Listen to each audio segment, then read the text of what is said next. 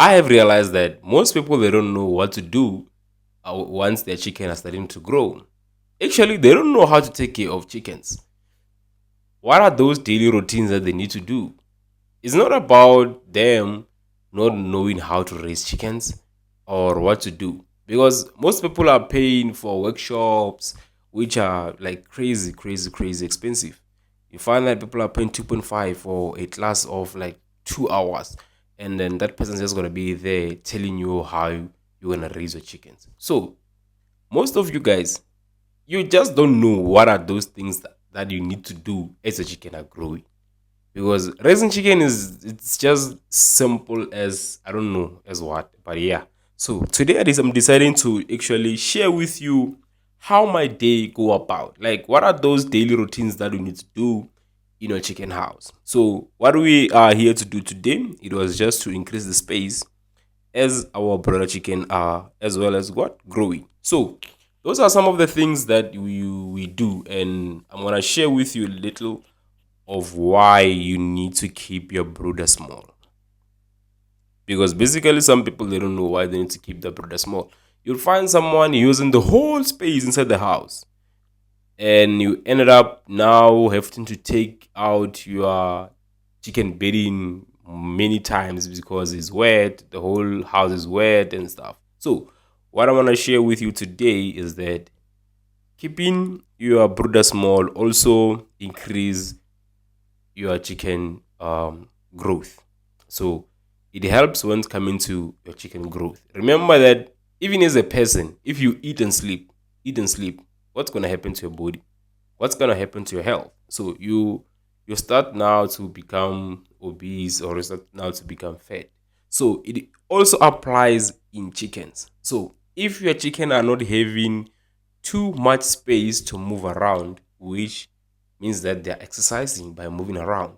It means that they will eat, sit down, drink water, sit down, eat, sit down, drink water, sit down. What's going to happen to your chicken's body?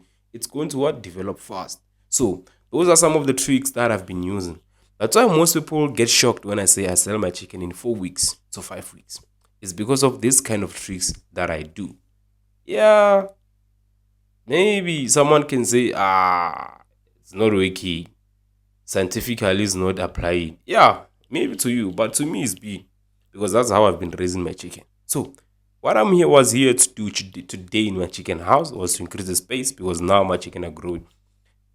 When you increase your space, you don't just increase the whole space.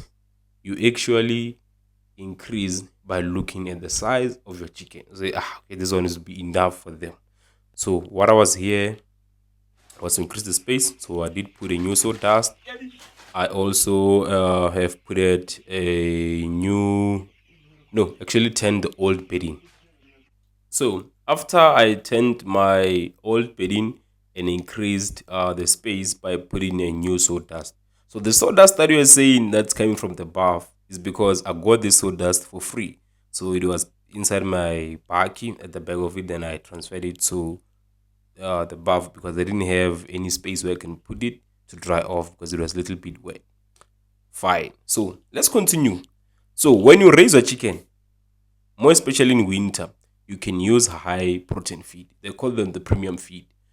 Are those feed which have a high protein inside the feed. So each and every bag comes with a tag which tells you how much protein is inside the feed.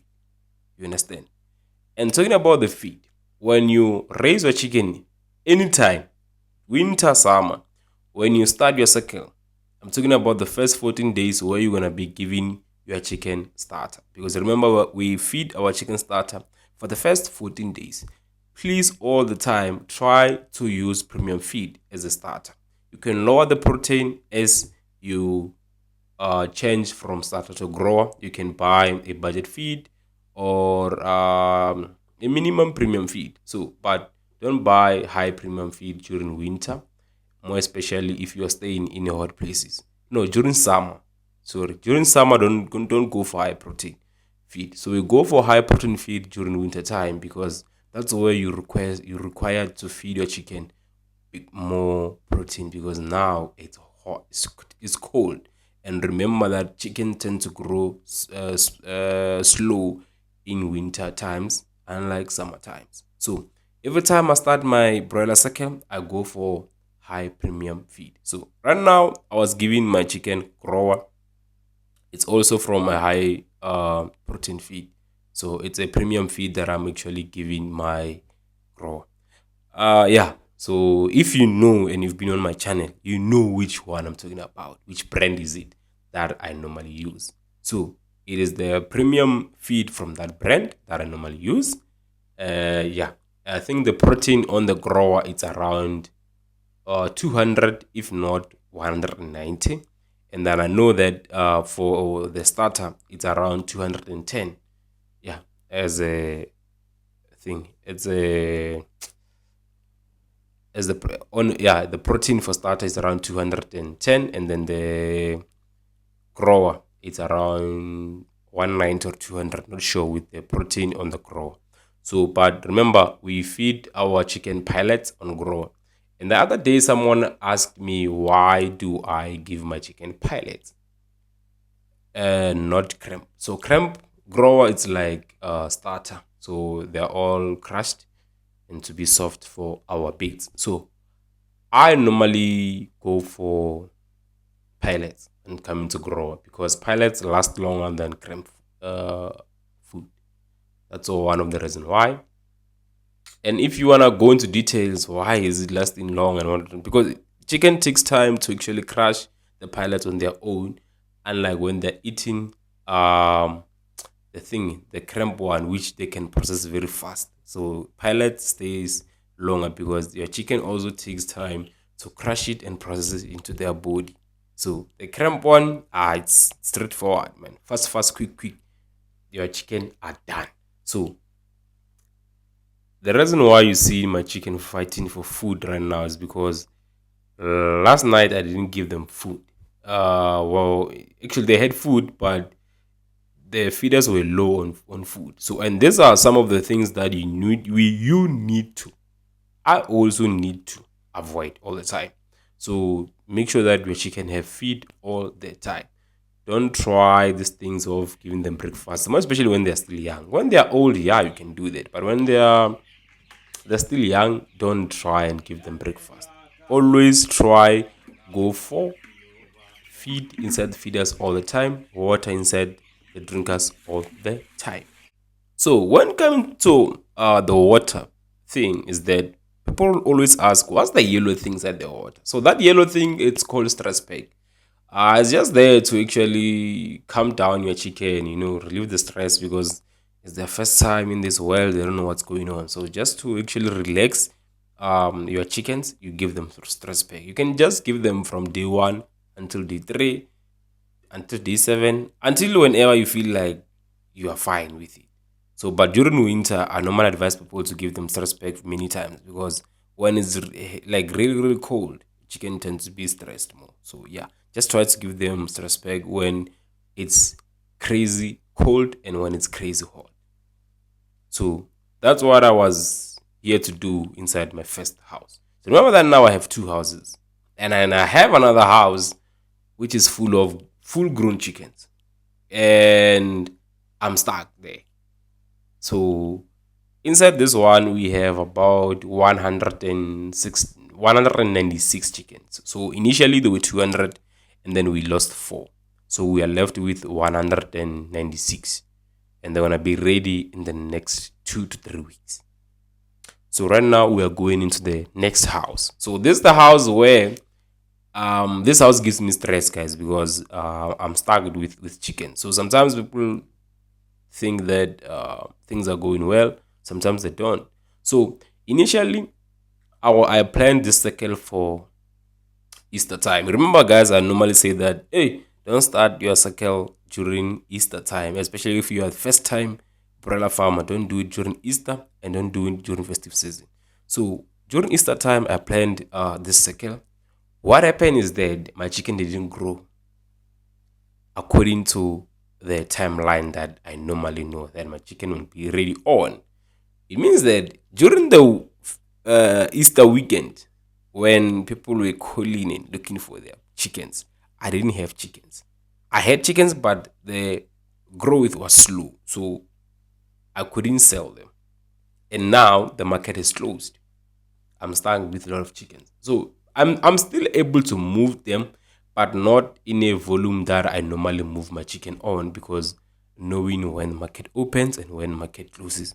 So my chicken tend to be ready when the market was about to close. So that's why I face a crisis of not being able to move them as I normally move them. So what I do now, I give them breakfast because they're fully grown, man. Like, I just give them breakfast and then they're fine. For the rest of the day, they'll be drinking water.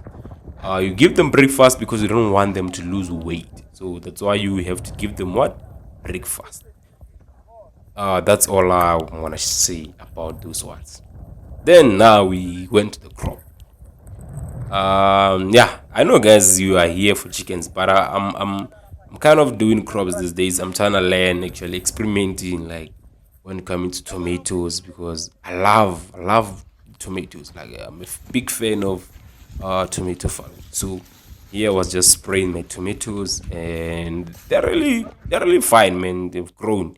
Yeah, like probably next month at the beginning of May, we're gonna start to harvest. And then I've planted cabbage as well. When coming to cabbage, I know that cabbage has a lot of money, guys, especially if you do it in big numbers. So, but with me here, there are a lot of things that I didn't do right when it comes to my cabbage. But yeah, so far it looks like things are about to actually come out nicely. So probably next month as well, at the beginning of the month, we're gonna start to harvest. So let's talk about crop. How long does it take to raise or yeah, to grow a certain crop? So crops normally take 3 months. 3 months. Crops normally take 3 months before harvest. They're not like chickens. With chickens, it's these things of 6 weeks, 5 weeks, 4 weeks, then you are ready for the market. So when it comes to crop, it takes time. So even cabbage,